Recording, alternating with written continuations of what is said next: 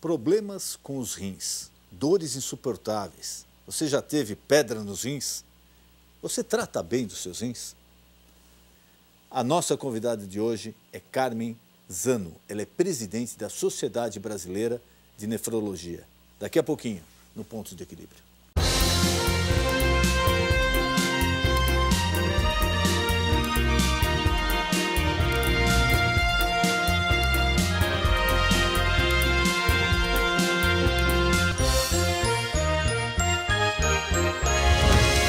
Os rins são órgãos vitais para a nossa sobrevivência. Eles funcionam como um filtro, limpando o sangue das impurezas. Quando eles não funcionam bem, as impurezas se acumulam e nosso organismo pode ficar intoxicado. Atualmente, estima-se que 10% da população tem algum grau de doença renal. E o número pode dobrar entre pessoas de 65 a 75 anos. E para garantir um bom funcionamento dos rins, é fundamental beber bastante água e ter uma alimentação balanceada. Você conhece alguma doença que prejudica os rins?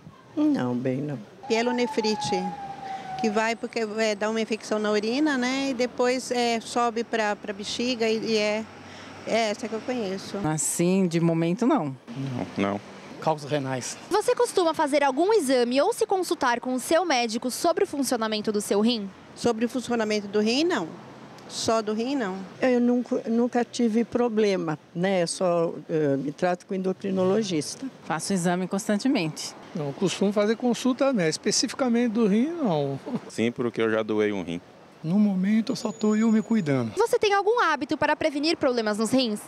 Tomo bastante água. Tomar bastante água. Eu tomo bastante água. Muita água. Pelo menos 2 litros de água por dia, né? Não. Não beber, não fumar, não comer coisa salgada. Bebo bastante água, ando muito. Doenças nos rins é o tema que o pastor Denis Munhoz e seu convidado abordarão no programa de hoje. Não perca! Carmen Zano é doutora em nefrologia pela Faculdade de Medicina da USP. Possui MBA em Gestão de Saúde pelo IBMC Hospital Israelita Albert Einstein. Fez estágio na Universidade de Oviedo, na Espanha, e na Universidade Oxford, nos Estados Unidos. Atuou como médica pesquisadora por 10 anos na especialidade de Imunologia e Nefrologia na Faculdade de Medicina da USP. Atualmente se dedica ao estudo de envelhecimento, alterações neurológicas e interações medicamentosas em pacientes em diálise e com doença renal crônica. Carmen Zano é presidente da Sociedade Brasileira de Nefrologia. Muito boa noite, meu amigo, minha amiga. O nosso encontro de final de noite, programa Ponto de Equilíbrio. Acesse o nosso site, o nosso Facebook, você está vendo agora todas as mídias sociais aí na sua tela. E se você quiser participar enviando sua crítica, sugestão, pergunta ao convidado, você pode mandar a esse número que você está vendo, que é o nosso WhatsApp. O programa é sempre feito pensando em você. E nessa noite é com imenso prazer que nós recebemos a doutora Carmen Zano. Ela é presidente da Sociedade Brasileira de Nefrologia. Doutora, obrigado por ter aceito o convite. Prazer receber a senhora aqui. Obrigada pela honra de poder participar do seu programa. E é sempre importante a gente poder esclarecer a população. E o nome do programa tem muito a ver com o rim, porque o rim é o órgão do equilíbrio. Ele faz o equilíbrio da água no corpo, dos minerais, dos ácidos, das bases. Então, ele é um órgão que a gente tem, né? São dois rins que todos nós temos. Se nós doarmos um rim ou por algum problema nascermos com um rim só ou termos um acidente e perdemos um rim, ele também trata do nosso organismo, né? Com quem recebe um rim também pode viver apenas com um, mas é um órgão duplo e quem cuida desse órgão é o nefrologista, né? Muitas vezes a gente percebe que a população fala que conhece o cardiologista, o endocrinologista, mas não sabe o que é o nefrologista. Então, o nefro é o médico clínico que cuida dos rins e das vias urinárias. Então, existe casos que a pessoa nasce com um rim só? Existem pessoas que às vezes vivem a vida inteira e no exame de rotina, num ultrassom, descobrem que tem apenas um rim e vivem muito bem. Que é o caso de quem faz a doação, né? O indivíduo tem 2 e assim, por um ato de generosidade, ele acaba doando o rim para um parente, para o filho, para a esposa, para o esposo, né? E continua com uma vida normal. E continua com uma vida normal. E com isso ele beneficia uma pessoa que recebe esse rim e continua com a vida normal, né? E é muito importante esclarecer que para saber se o rim está bom, a gente deve consultar o nefrologista, mas se não tiver o especialista, porque infelizmente apenas menos de 10% dos municípios brasileiros contam com esse especialista. Agora nós começamos a cair naquela velha história da saúde pública, que todo ano não, vai melhorar, não, agora fazendo tal coisa, vamos pegar uma verba, vamos jogar na saúde pública e não acontece absolutamente nada. Aí pelo menos se passa no clínico, né, faz os seus controles anuais. Todo mundo sabe do colesterol, né? Todo mundo morre de medo do colesterol. Então, lembrar que além desse exame, tem a creatinina. O exame de creatinina é um exame que faz no sangue e que detecta a função renal, porque é uma substância produzida pelo corpo, pelos músculos, que é eliminada todos os dias. Quando ela começa a subir, quer dizer que o rim não está conseguindo eliminar, porque ele não está funcionando muito bem.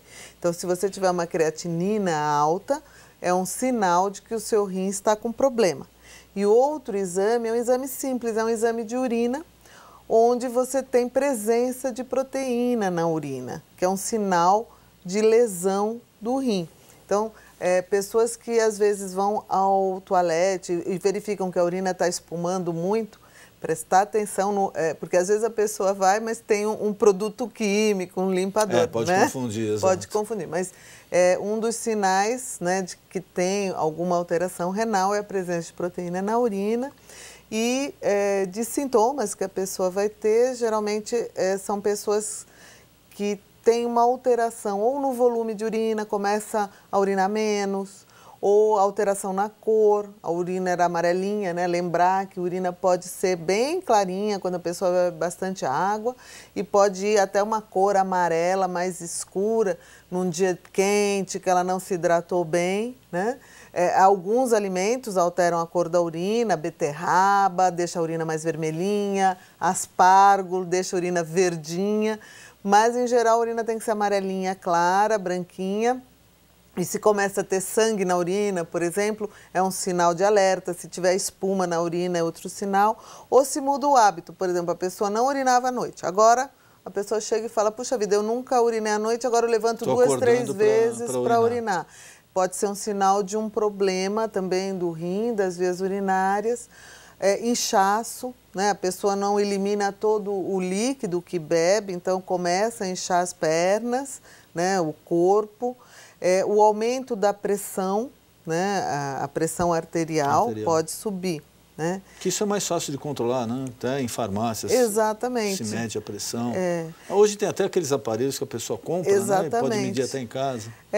Lembrar, é importante falar para as pessoas que estão assistindo que a doença ela é muito silenciosa, ela é imperceptível. Então, às vezes, a pessoa tem anos e anos de problema. É nesse ponto que eu queria falar com a senhora, porque o que a gente conhece de dor nos rins é aquela famosa pedra nos rins. Olha, é uma dor insuportável. Eu fui para o hospital desacordado, gemendo, nunca vi uma dor igual. Mas acho que com exceção à pedra nos rins, o rim normalmente ele não dói, né? Ele não dá esse sintoma. Perfeito, isso mesmo. Na verdade, você vai ter dor nos rins, em geral é a pedra, quando a pessoa vai eliminar um cálculo, ou se tiver uma pielonefrite, que é uma infecção dos rins, né, importante, pode causar dor, ou algumas outras situações, um cisto renal muito grande, um tumor renal, mas são situações mais difíceis. O que a gente vê na maioria das vezes, no caso da doença renal crônica, é que a pessoa já vem desenvolvendo a doença, nunca foi no médico, nunca fez um exame de urina, um exame de creatinina, nunca sentiu nada, e quando ela descobre que ela às vezes não sabia, mas já tinha a doença há 10, 20 anos e às vezes descobre já numa fase muito avançada. Já fica mais difícil de controlar. Então, por isso que é importante a gente alertar quem tem um risco maior de ter o problema, né? Então, por exemplo, quem tem diabetes. Quem tem diabetes tem uma chance muito maior de ter uma doença renal crônica. Por quê? Porque o diabetes afeta os rins, né? Quem tem pressão alta, né, os hipertensos, também tem uma chance maior de desenvolver a doença. Mais ou menos 30% dos diabéticos podem caminhar para uma doença renal crônica, né? E tanto a pressão alta, também ela é silenciosa. Muitas vezes a pessoa só vai descobrir que tem a pressão alta quando tem um acidente vascular cerebral, quando vai numa emergência no pronto-socorro. Então, lembrar desses dois, né, que são importantes. A outra coisa muito importante são pessoas que já têm um antecedente familiar, né? É hereditário? A doença renal Algumas doenças são, por exemplo. Característica hereditária? Sim, sim. Por exemplo, o rim policístico. É uma doença em que os rins têm cistos nos rins que vão aumentando, comprometendo a parte saudável do rim. E essa doença, ela é hereditária. Então, tem algumas patologias, né? A pessoa, por exemplo, fala, puxa, meu pai fez diálise, minha tia fez diálise, minha avó. Então, chama atenção, essa pessoa tem que ter um cuidado de avaliar se os seus rins estão bons, fazer um ultrassom, fazer um exame de urina, um exame de creatinina mais frequentemente, ou consultar um médico, avisar desse problema familiar. E aí depois a gente cai em outras situações, né? Por exemplo, hoje a gente está envelhecendo mais, né? As pessoas hoje... vai aparecendo mais coisas. Vai aparecendo mais coisas. Então, hoje a gente tem uma população idosa cada vez maior. É uma coisa boa, porque se nós pensarmos que a idade média do brasileiro na década de 50 era por volta entre 40 e 50 anos, e hoje está entre mais de 70... Mas mudou muito, muito rápido, né? Não é? A gente melhorou muito, né? O Brasil, apesar de todos os problemas, não é igual em todos os lugares, mas houve um aumento da expectativa de vida e da qualidade de vida das pessoas, né? Então, hoje, pessoas com mais de 65 anos, que são consideradas idosas, elas podem ter uma chance maior também de desenvolver uma doença renal crônica, porque muitas vezes elas já são diabéticas, já são hipertensas, têm outros problemas, e também porque usam muitas medicações, né? E as pessoas também têm aquele hábito de se automedicar, às vezes com anti-inflamatórios, né? São pessoas, às vezes, têm dor. Então, isso prejudica demais, né? Procurar sempre uma orientação, né? E a outra coisa que eu queria chamar a atenção é que hoje a gente vê muita gente tomando muita vitamina em excesso, muito aditivo, muito... suplemento de proteína em academia, sem orientação. Ela sobrecarrega a função renal? Pode.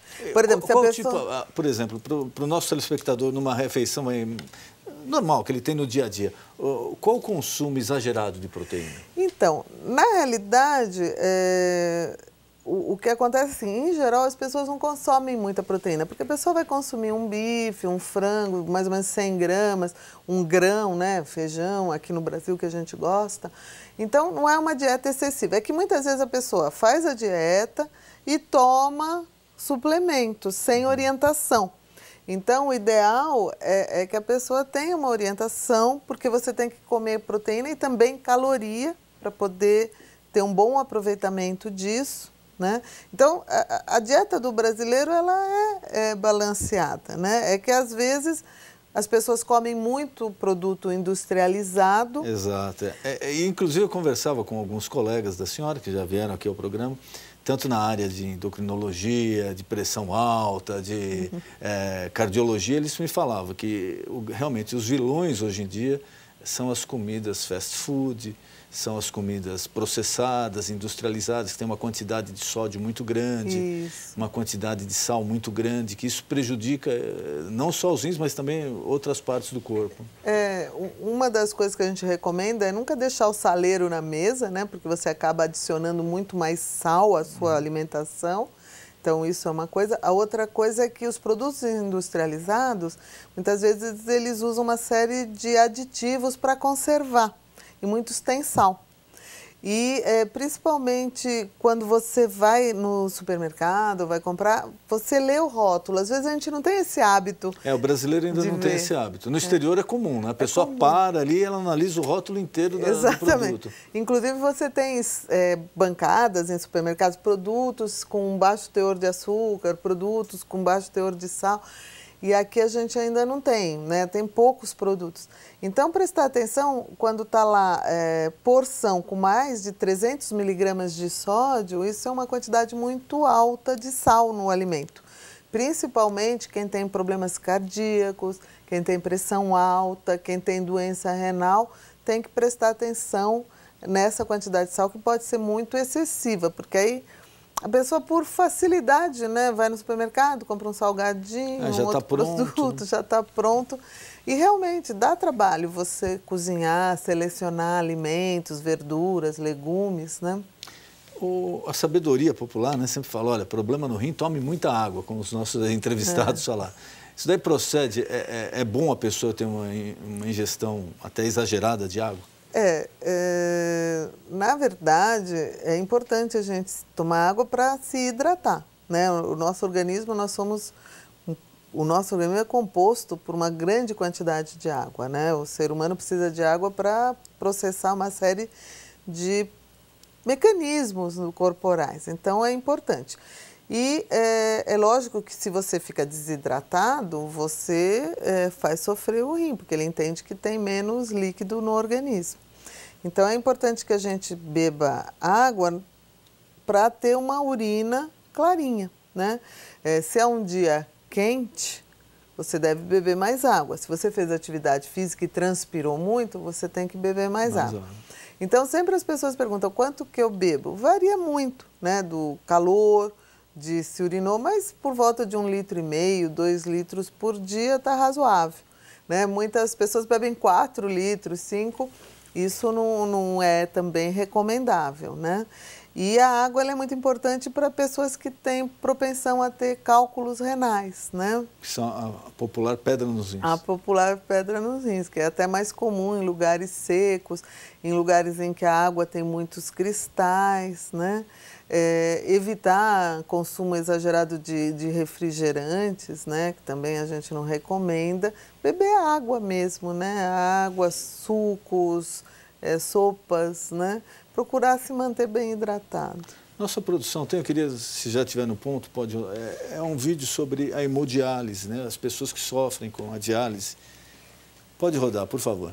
Eu comecei o tratamento há 11 anos atrás, de hemodiálise. Meus rins parou porque eu tinha uma vida muito fora de regra. Eu bebia muito, comia muita carne gordurosa e era muito obeso, mais do que eu sou. E fumava muito. E há 11 anos que eu faço hemodiálise e estou à guarda de um rim, à guarda de um transplante. Depois que você fica sabendo mesmo que os seus 2 rins pararam, é um choque muito grande. Muita gente cai em depressão, muita gente não quer mais levantar da cama, não quer mais saber de nada. E eu procurei outra forma. Teve médicos, eu faço tratamento no Santa Marcelina, teve médicos que pediu até para mim escrever um livro. Pelo fato de eu ser muito alegre, muito contente, eu vejo o sofrimento das pessoas que entram, o que eu faço?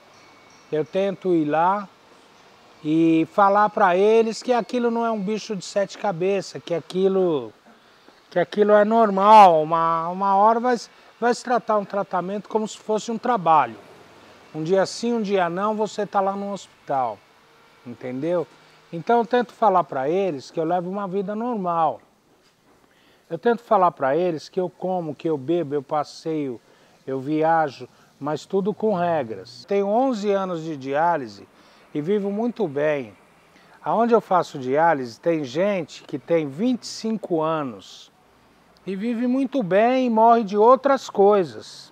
Não morre da diálise, morre de outras coisas e não morre da diálise. Então, quer dizer, não se preocupe, se Deus o livre um dia você precisar ter que fazer a diálise, não se preocupe. Não é esse bicho de 7 cabeças que vocês estão pensando. E força não é fácil também, mas eu acho que a vida a gente tem que ter força, entendeu? Para tudo. Não pode se deixar abater, né? A diálise, queria que a senhora explicasse quando ela é necessária, a que ponto chega da pessoa perder um rim, como ocorre isso, doutor? Então, quando a pessoa descobre que tem a doença renal crônica, tem várias fases. Tem fases iniciais que ela descobre que tem o problema, ela pode ficar em tratamento e nunca chegar a precisar da diálise. E tem pessoas que vão caminhando ou já descobrem a doença numa fase muito avançada.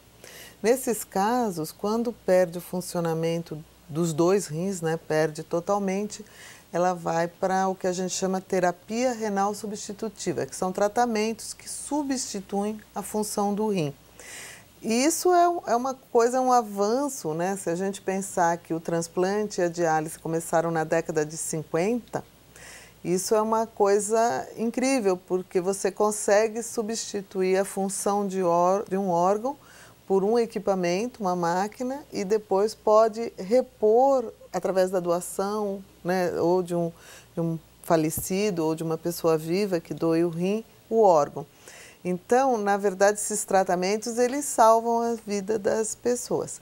Existe a hemodiálise e a diálise peritoneal. A hemodiálise, ela é feita filtrando o sangue. O sangue sai, passa por um filtro e volta. E a diálise peritoneal é um tubinho que põe no abdômen e coloca uma solução e drena essa solução, né? Então, a cavidade abdominal, ela serve também como um filtro com essa solução. Então, são os 2 tipos de diálise. E o transplante de rim, que é colocar um rim de outra pessoa no organismo daquela pessoa que os rins primitivos, né, não funcionam mais. Esse senhor está há 11 anos, hoje, assim como ele, temos 112 mil pessoas no Brasil fazendo diálise e cerca de 2 milhões de pessoas com algum grau de doença renal. Só no Brasil? Só no Brasil. E qual a espera de um transplante de um rim?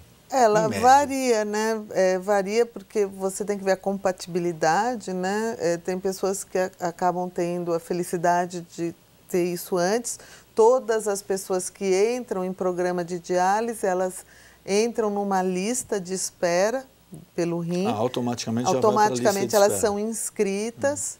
Algumas delas têm um doador, então se a pessoa tem um doador, é estudado tanto a pessoa como o doador, ver se elas são compatíveis, se é possível fazer esse transplante por uma equipe e aí vai mais rápido. Se a pessoa não tem um doador, ela tem que esperar pela doação de um rim falecido, de um doador falecido, aí pode levar mais tempo, dependendo se ela vai ter a felicidade de encontrar alguém compatível mais rápido ou menos. Pode levar 3 anos, 4 anos. Infelizmente, algumas pessoas levam muito mais tempo, como no caso dele, que ele está falando. Mas o importante é saber que hoje, com a tecnologia, porque avançou muito esse tratamento de hemodiálise, então hoje as pessoas vivem bem, a gente pode ver por ele que ele... tem pessoas que trabalham, que estudam, casam, né? Tudo fazendo hemodiálise. Ela é diária? Então, o tratamento convencional são 3 vezes por semana durante 4 horas. Né? Então, a pessoa faz segunda, quarta, sexta, ou terça, quinta, sábado, de manhã, de tarde ou à noite. 4 horas. 4 horas, em média, né? E tem também, hoje tem outras modalidades, né? Existe a hemodiálise noturna, que a pessoa pode se conectar a um equipamento durante a noite, 3 vezes por semana também, aí seriam 8 horas. Tem a hemodiálise diária, que são entre 2 e 2 horas e meia, 5 a 6 dias na semana, que também são modalidades que existem, mas no Brasil hoje, o que o nosso SUS, né, o Sistema Único de Saúde, contempla é o tradicional, que são 3 vezes por semana, 4 horas. Então, essas 112 mil pessoas que vivem hoje no Brasil, 85% delas são dependentes do Sistema Único de Saúde, né? E é importante dizer que o número de pessoas que têm condições de pagar ou que tem um seguro saúde que cubra o procedimento está em torno de apenas 14%, 15% destas pessoas. Então, hoje, quem tem um problema renal e acaba indo tanto para a diálise para o transplante, precisa muito do Sistema Único de Saúde. Doutora, para os pais que estão nos assistindo agora, quais os sintomas que a criança pode apresentar que sejam um alerta aos pais de problema renal? Foi bom você tocar esse assunto, porque às vezes a criança nunca mediu a pressão e uma criança também pode ter pedra no rim, uma criancinha também pode ser uma hipertensa, né? Então é importante ela fazer o acompanhamento também com um médico pediatra. O que chama a atenção é assim, se a pessoa tem na família outras pessoas com doença renal, procurar investigar se existe o problema na criança.